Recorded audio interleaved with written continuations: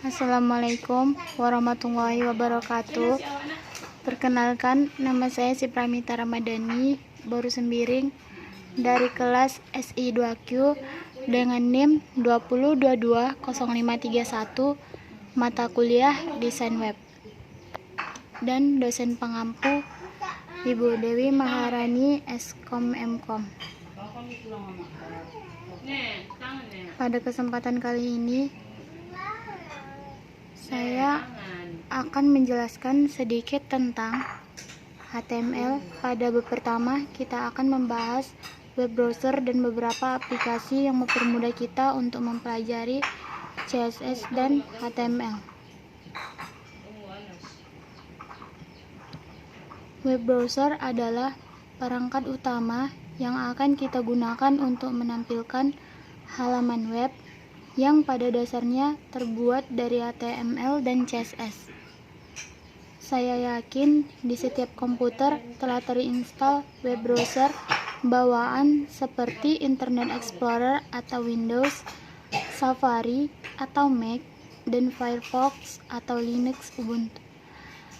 Setiap browser memiliki perbedaan dalam hal menampilkan halaman web dan fitur-fitur yang didukung dalam HTML dan CSS. Boleh jadi halaman web yang Anda buat ditampilkan benar pada salah satu browser, namun acak-acakan pada browser lainnya. Untuk itu, perlu beberapa browser yang terinstall dalam komputer Anda untuk menguji penampilan website yang dibuat.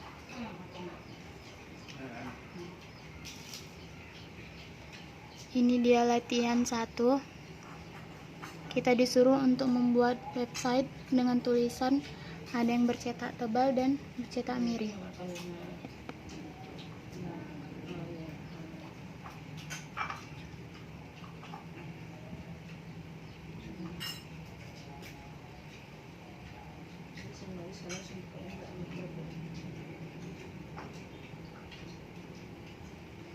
Selanjutnya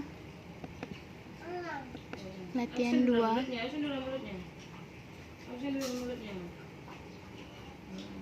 Ini yang tulisan yang bercetak tebal.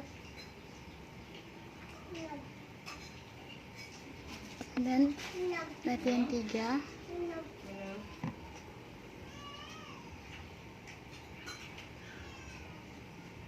Ini tulisan yang bercetak miring.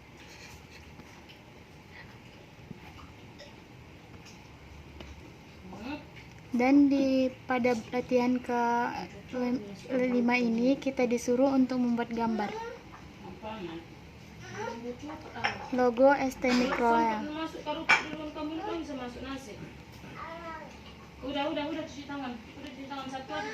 Dan ini dia gambarnya. Selanjutnya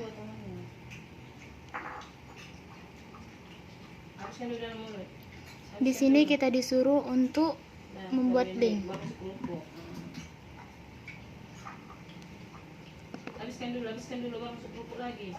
Iya, habiskan dulu dalam mulut. Langsung kita open in browse. Dan ini dia hasilnya. Kembali ke website pertamaku. Tampilan 2 kembali website. Dan tampilan 3 dan latihan 5.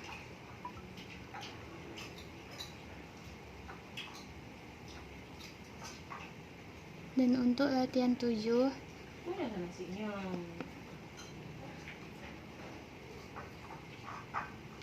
di sini kita disuruh untuk pembuatan heading.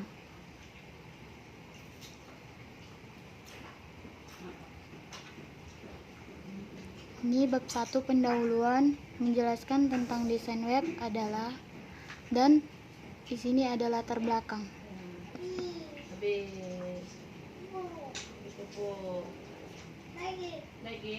Selanjutnya latihan 8, list item.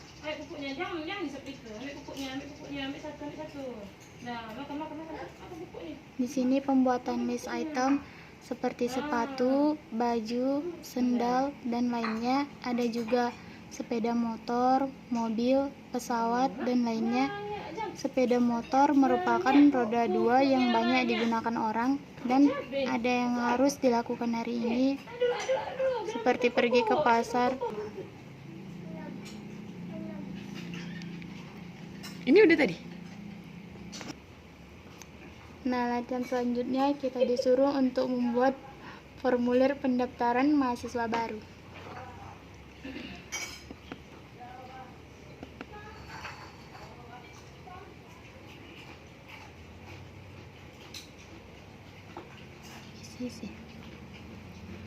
Formulir pendaftaran mahasiswa baru STMIK Royal Kisaran. Di sini saya mengisinya: Cipramita, jenis kelamin, klik, perempuan, alamat,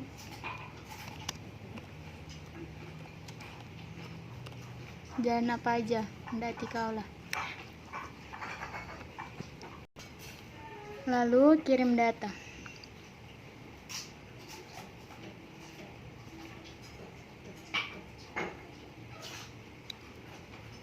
Selanjutnya bab 10. Di sini kita disuruh untuk membuat pilihan jenis kelamin. Tabel jenis kelamin.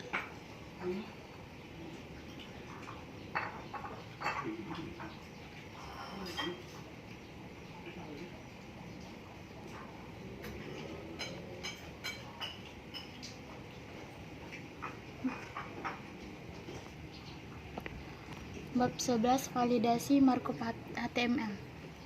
Validasi markup adalah proses di mana kode HTML kita divalidasi apakah sudah benar atau belum oleh aplikasi validator dari W3C. Validasi ini sangatlah diperlukan untuk memeriksa apakah ada yang salah dengan markup HTML yang telah kita buat, atau ada beberapa bagian yang terlewat seperti penutup teks, atribut, dan lain sebagainya. Sebagian orang berpendapat bahwa markup HTML yang valid akan mempercepat proses loading website dan lebih bersahabat dengan search engine. Selanjutnya bab 12 ada semantik. Sebuah dokumen HTML tidak lain adalah kumpulan dari tag-tag HTML, dan seperti yang telah Anda ketahui bahwa HTML adalah bahasa untuk memarkup atau memformat suatu dokumen. HTML bukan untuk membuat bagaimana dokumen tersebut ditampilkan. Sama halnya dengan aplikasi pengolah kata. Formatting yang dilakukan pada suatu dokumen ditujukan untuk memberikan makna-makna tersendiri pada setiap kata-kata yang diolahnya. Misalnya, ketika suatu teks ditampilkan miring, biasanya ada makna tertentu pada teks tersebut, seperti pada pertanyaan berikut ini adalah tag-tag HTML kecuali.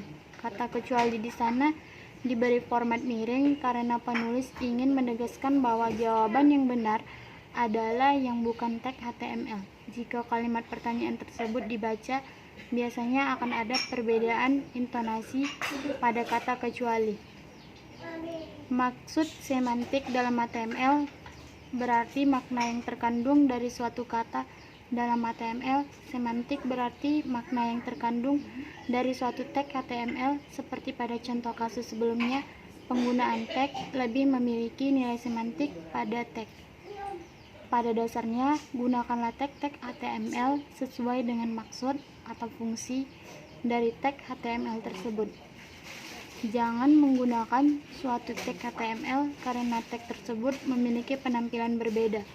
Misalnya, penggunaan tag ini berfungsi untuk membuat suatu tabel atau data tabular. Penggunaan di luar itu adalah salah, seperti penggunaan tag, tabel, atau pembuatan layout web.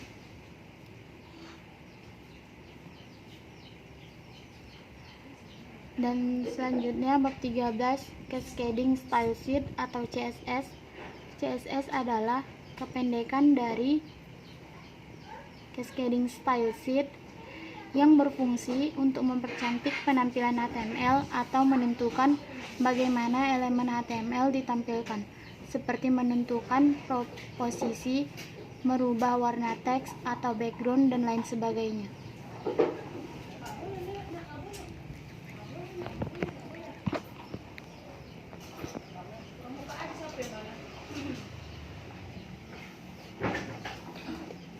Ini dia contoh coding.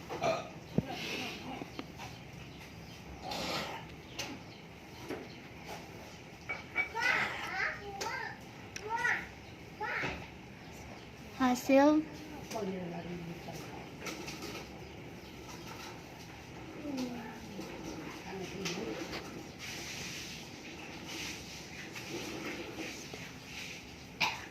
sekianlah yang dapat saya sampaikan.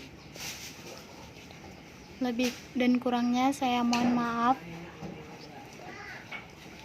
Mohon maaf saya merekod melalui handphone dikarenakan laptop saya sedang bermasalah.